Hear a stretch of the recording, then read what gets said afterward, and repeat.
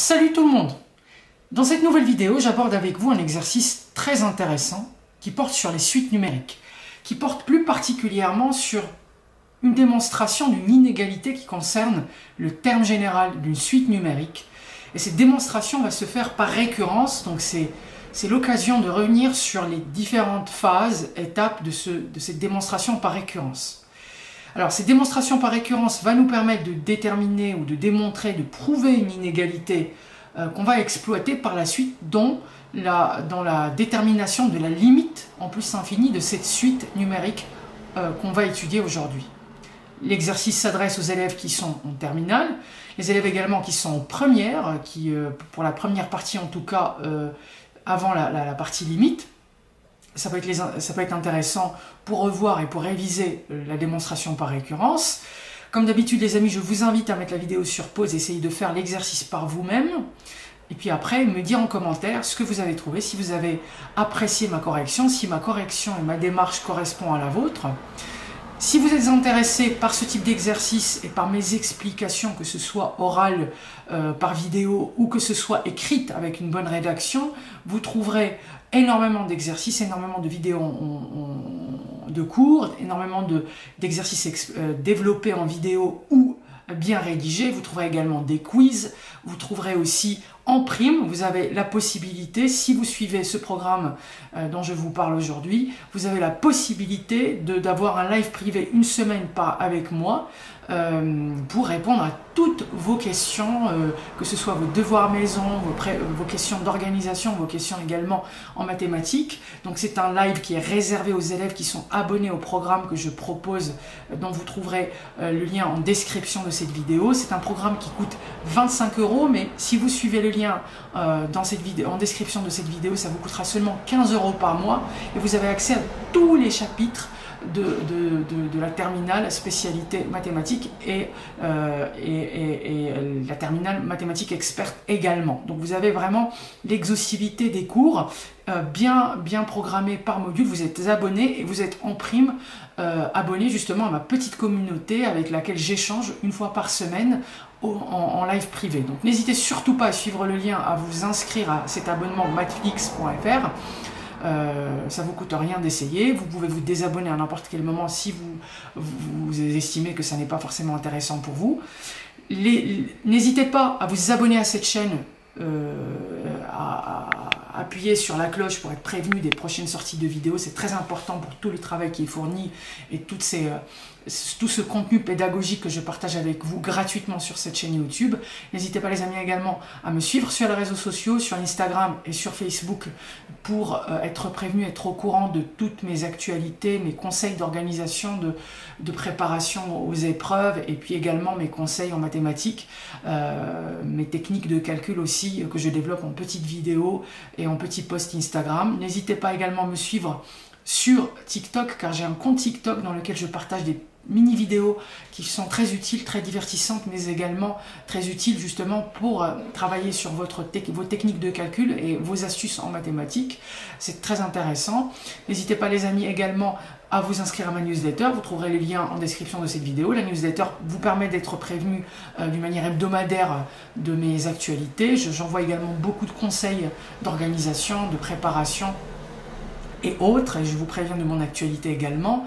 Si vous êtes intéressé par un cours particulier individuel, vous avez un besoin particulier, vous avez des difficultés, des lacunes, ou vous voulez par exemple préparer un concours, un examen, ou vous visez par exemple l'entrée à l'université, vous voulez absolument avoir le niveau, n'hésitez pas à opter pour un cours particulier individuel ou collectif, et pour ce faire, n'hésitez pas à m'écrire à mon adresse mail mounir.cours.particulier@gmail.com. Vous trouverez également mon adresse mail en description de cette vidéo.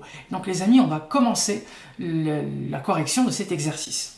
Donc, on considère ici UN qui est une suite définie par U0 qui est égal à 1 et UN plus 1 égale à UN au carré plus 1. Il s'agit de démontrer que quel que soit n appartenant à n, quel que soit un entier naturel n, UN est supérieur ou égal à 2 puissance n. D'accord? Donc déjà, dans un premier temps, il s'agit de démontrer ça. Donc, pour démontrer ça, comme la suite UN est définie par récurrence, je rappelle qu'une suite peut être définie soit d'une manière explicite, c'est-à-dire que je connais le terme général, je sais comment varie UN en fonction de n. Par exemple, UN égale à 2 fois n plus 1, UN égale à n au carré, etc. Ça, c'est une définition explicite. Une définition par récurrence ou implicite, c'est quand on a une relation qui existe entre un terme et un autre terme. Donc ici, pour définir UN plus 1, j'ai besoin d'avoir de la connaissance de la valeur de UN pour pouvoir calculer UN plus 1. Donc c'est une définition par récurrence. Et quand il s'agit de démontrer une propriété qui est valable, quel que soit n appartenant à n, qui est valable pour la suite UN, eh bien souvent, parmi les choses dont on dispose dans notre boîte à outils de résolution, c'est le raisonnement par récurrence que je vais développer ici dans cette vidéo. Donc la correction, afin de prouver ça, donc on va le prouver à l'aide d'un raisonnement par récurrence. Correction, donc comment est-ce qu'on rédige un raisonnement par récurrence? C'est très important. Donc, comment est-ce qu'on va rédiger ça? Donc, petit 1. Bon, il n'y a pas de question 1, mais on va appeler ça petit 1. Alors, donc, la première étape, c'est l'initialisation. Donc, je vais écrire afin de démontrer la propriété pour tout n appartenant à n, un supérieur ou égal à 2 puissance n, on procède par un raisonnement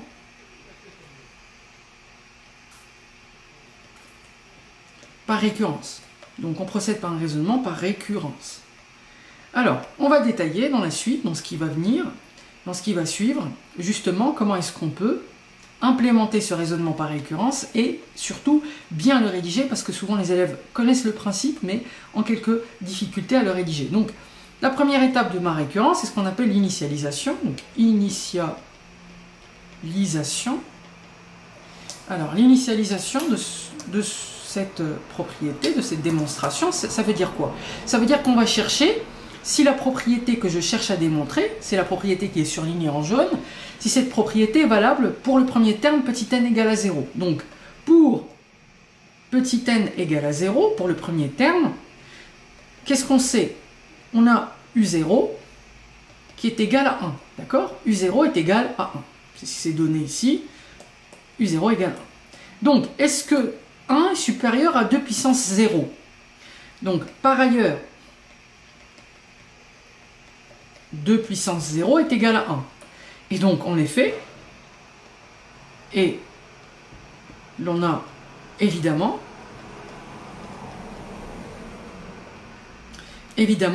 U0 qui est supérieur à U0 qui est égal à 0, qui est égal à 1, pardon, est supérieur à 2 puissance 0 qui est égal à 1. 1 est supérieur ou égal à 1. Il est en l'occurrence égal à 1, donc il est supérieur ou égal à 1.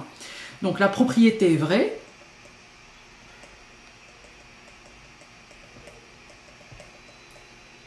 pour petit n égale à 0. Alors, si vous vous sentez de continuer de le faire, n'hésitez pas à mettre sur pause et essayer de faire la suite, de continuer le théorème, le raisonnement par récurrence. Donc, maintenant que j'ai vérifié que la propriété est vraie pour le rang petit n égale à 0, pour le premier terme, eh bien, on va procéder à l'hypothèse. Donc, on va supposer hypothèse. Donc, qu'est-ce qu'on va supposer à cette étape de l'hypothèse? On suppose que la propriété, donc avant de supposer que la propriété est vraie, bon, je vais l'écrire quand même, est vraie à un rang ou pour un entier naturel, je vais l'écrire pour un entier naturel n fixé.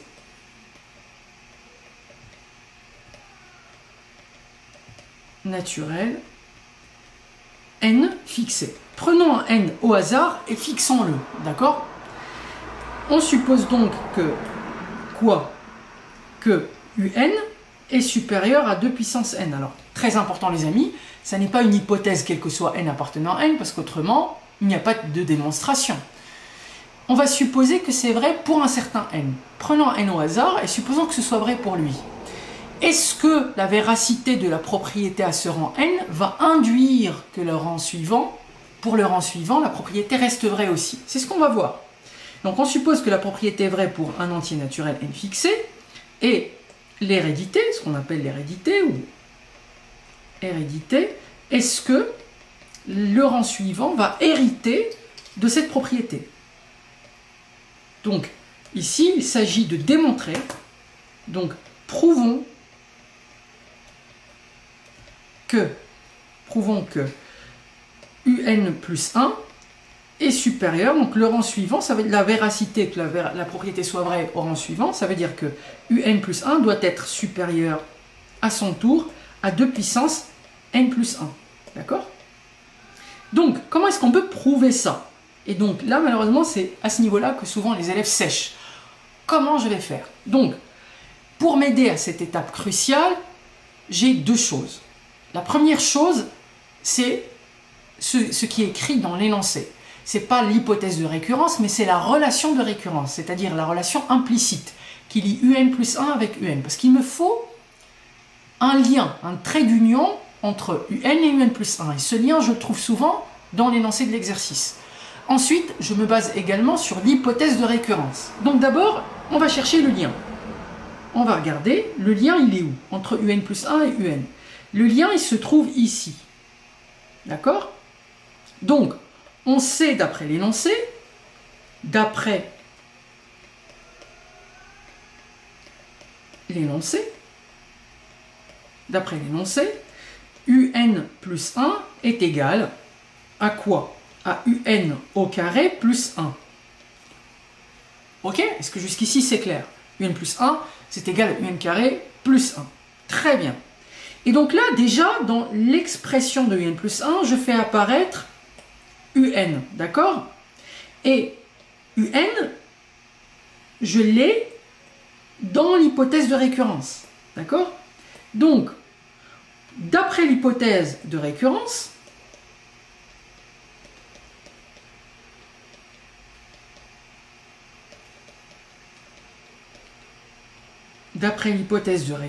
qu'est-ce qu'on sait? Un est supérieur à 2 puissance n. Donc on va essayer de reconstituer un plus 1 à partir de un et de 1. Pour reconstituer un plus 1, pour l'obtenir, il faut d'abord élever au carré un, n'est-ce pas? Donc on va partir de cette hypothèse, on va essayer de retrouver la forme de un plus 1 à partir de cette hypothèse. Donc, on va faire un au carré. J'élève un au carré ici, donc si ça est supérieur à 2 puissance n, les deux sont positifs, forcément, puisque 2 puissance n est positif, est supérieur donc à 2 puissance n que j'avais à droite, mais tout ça, puissance 2, d'accord? Très bien, donc un au carré est supérieur, et c'est quoi 2 puissance n de le tout puissance 2? C'est 2 puissance 2n, n'est-ce pas? 2 puissance 2n. Souvenez-vous, quand j'ai a puissance n, le tout puissance m, je fais le produit des deux puissances. Ça fait a puissance n fois m, d'accord? Souvenez-vous de ça. Donc ici, j'avais 2 puissance n, le tout puissance 2. Ça nous fait 2 puissance 2n. Très bien. Quel autre élément, quel autre rajout on doit faire pour obtenir un plus 1? On doit rajouter le plus 1 qui est là, d'accord? Donc, on va rajouter ça. Donc, un carré, je vais rajouter un 1 à gauche et puis un 1 à droite. Donc, 2 puissance 2n et j'additionne avec 1. Parfait. Ensuite, donc, ici, c'est quoi que j'ai obtenu ici?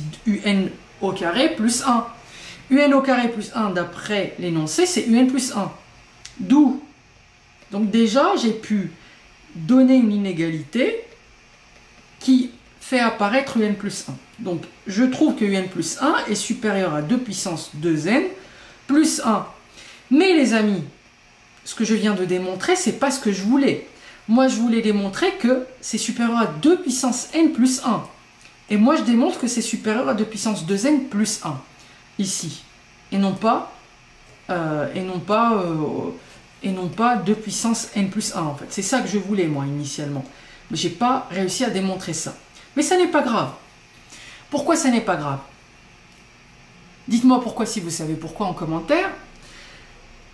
Parce que tout simplement ici, 2 puissance, on va essayer de démontrer que ça est supérieur à 2 puissance n plus 1. Si j'arrive à démontrer ça, parce que, voyez bien, si A est supérieur à B, et si j'arrive à démontrer que B est supérieur à C, alors je peux dire que forcément A est supérieur à C, parce que B est lui-même supérieur à C, d'accord? C'est ce qu'on va faire. Essayons de démontrer que 2 puissance 2n plus 1 est supérieur à 2 puissance n plus 1. D'accord? Est-ce que c'est vrai? Est-ce que ça, c'est vrai? Et c'est là où il y a l'astuce justement de l'exercice. Donc, comment est-ce qu'on peut... Donc là, je vais raisonner, ça c'est pas le propre, mais le brouillon, d'accord? Imaginons ça c'est votre brouillon. Donc vous vous dites, ok, ce serait tellement plus simple, tellement intéressant de démontrer que 2 puissance 2n plus 1 est supérieur à 2n plus 1. Est-ce que ça c'est vrai? Est-ce que ça je l'ai? Comment je procède? Eh bien les amis, là la technique est issue d'une identité remarquable. Alors, vous avez peut-être du mal à le saisir, mais c'est une identité remarquable qui sous-tend cette inégalité qu'on a ici. D'accord? J'espère que vous la voyez, l'identité remarquable. En l'occurrence, moi, je la vois. Donc, pourquoi une identité remarquable? Patientez un petit peu, vous allez tout comprendre. Parce que, remarquez, si je ramène le 2 puissance n plus 1 à gauche, qu'est-ce qu'on obtient? 2 puissance 2n moins 2 puissance n plus 1 supérieur à 0. N'est-ce pas? Ok? Je vais dérouler le fil à partir de la fin. Et je vais essayer de trouver une identité remarquable. Ok. Dans une identité remarquable, j'ai quoi, les amis? J'ai, ici, comme j'ai un signe moins, ça ne peut être que la deuxième. Mais la deuxième identité remarquable, c'est quoi? C'est a carré moins 2ab plus b carré, n'est-ce pas? Donc, il me faut déjà un carré. Est-ce que le premier terme ici, 2 puissance 2n, je peux l'écrire sous forme d'un carré? La réponse est oui. Pourquoi? Parce que 2 puissance 2n, c'est 2 puissance n, le tout au carré. Et voilà mon a au carré, en fait. Très bien. Il me faut un b au carré. Donc, ce qui joue le rôle de b, c'est potentiellement 1. Est-ce que je peux l'écrire sous forme d'un carré? La réponse est oui. Parce que 1, c'est 1 au carré. Alors, qu'est-ce qu'il me reste? Il me reste le moins 2ab. Ben, figurez-vous les amis, si je fais moins 2 fois 2 puissance n fois 1, donc mon a, c'est celui-là, mon b, c'est celui-là, et bien qu'est-ce qu'on obtient? On obtient exactement, figurez-vous, 2 fois 2 puissance n. Ça fait 2 puissance n plus 1 en fait. D'accord? Ça nous fait 2 puissance n au carré, moins 2 puissance n plus 1 au carré, qui est 1.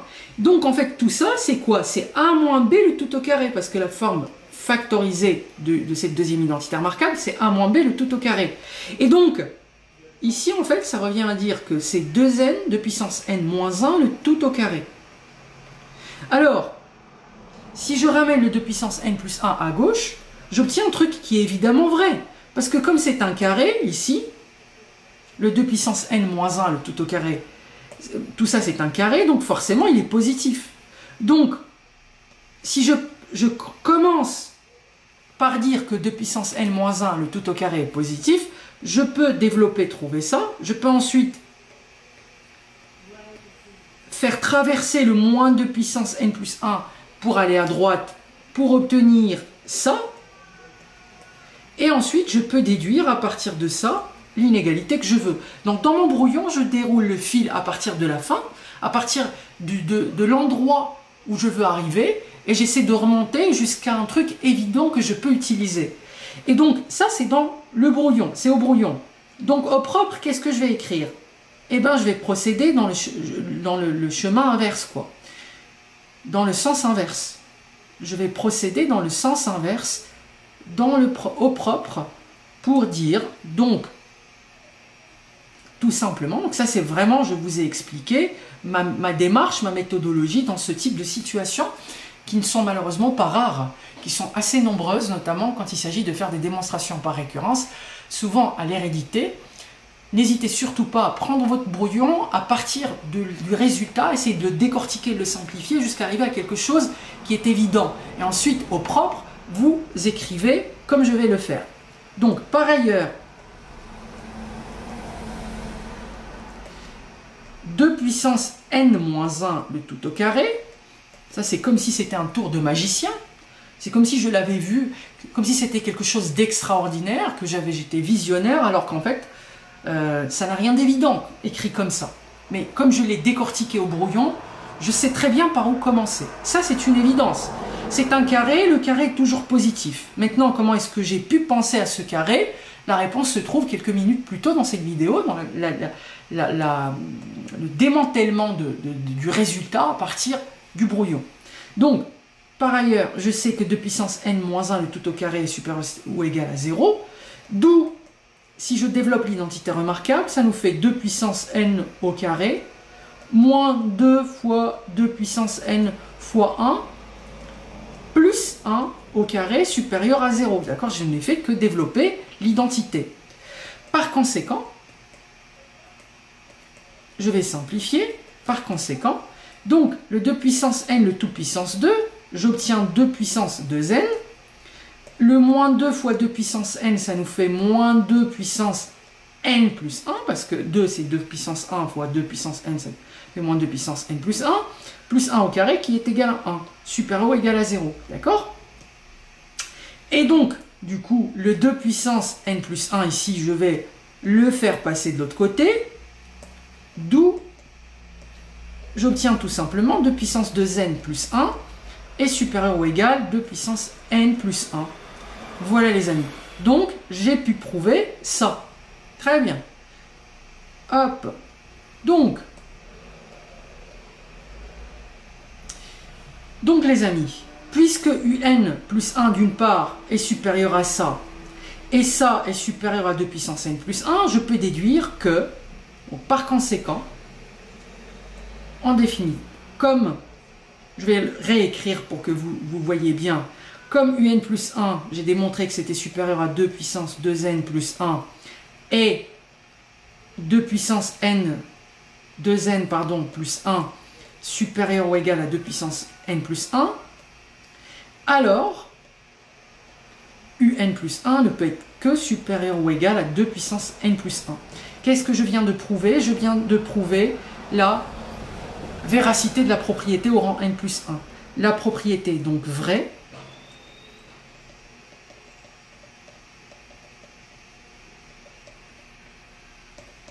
Au rang n plus 1. Donc, d'après le principe de récurrence, quel que soit n appartenant à n,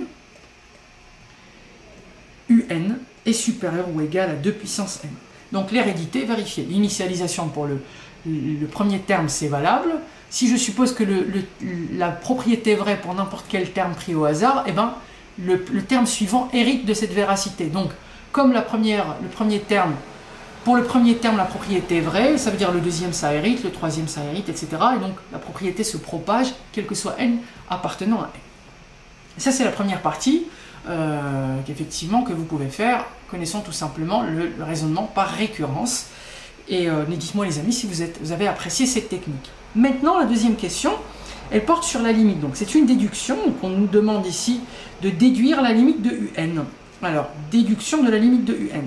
Alors, pour déduire la limite de un, il faut, évidemment, quand on dit déduire, ça veut dire qu'il faut exploiter le résultat de la question précédente. Donc, un est supérieur ou égal à 2 puissance n. un est supérieur ou égal à 2 puissance n.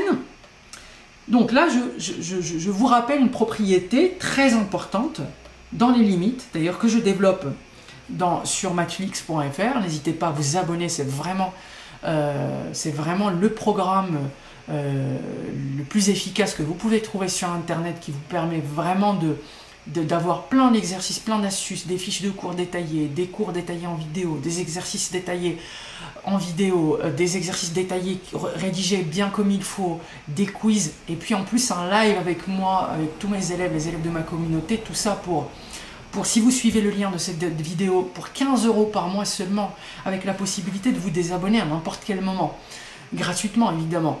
Donc n'hésitez surtout pas à opter pour ce programme d'abonnement que je vous recommande vivement si vous voulez plus de techniques, plus d'astuces et avoir l'opportunité d'interagir directement avec moi.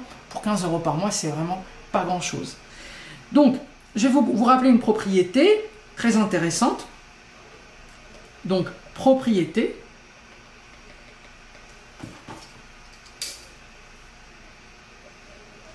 Donc, souvenez-vous les amis, si UN et VN sont deux suites numériques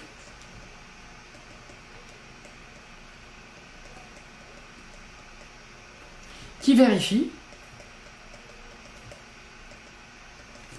quel que soit n, par exemple, à partir d'un certain rang, supérieur à un certain m, par exemple, vous avez UN est toujours supérieur à une suite VN. Imaginez, vous avez UN toujours supérieur à la suite VN à partir d'un certain rang, d'accord? Et imaginez que VN, lorsque n tend vers plus infini, VN va tendre vers plus infini. Donc, elle est inférieure à la suite et elle tend vers plus infini. Donc, qu'est-ce qui va se passer? C'est comme si VN poussait la suite qui était devant aussi vers plus infini. Comme VN est inférieur à UN et en plus infini, elle tend vers plus infini, alors la limite de UN, donc UN est convergente et sa limite tend également vers plus infini, d'accord? Et bien c'est cette propriété en fait qu'on va appliquer ici, puisque vous voyez bien que UN, j'ai démontré qu'elle était supérieure à 2 puissance n, et cette suite 2 puissance n, elle tend vers plus infini en l'occurrence, parce que le n à l'exposant, on a à la base, c'est 2, c'est un élément qui est supérieur strictement à 1, donc 2 puissance n, ça tend vers plus infini. Ça, c'est une autre propriété du cours sur les suites numériques de terminale. Souvenez-vous, les amis, la limite de q puissance n, lorsque n tend vers plus infini, c'est égal soit à 0 si q est compris entre moins 1 et 1, d'accord? Si q est compris entre moins 1 et 1, c'est 0. C'est soit plus infini si q est strictement supérieur à 1, ok? Ou alors, si q, donc pas de limite, on n'a pas de limite,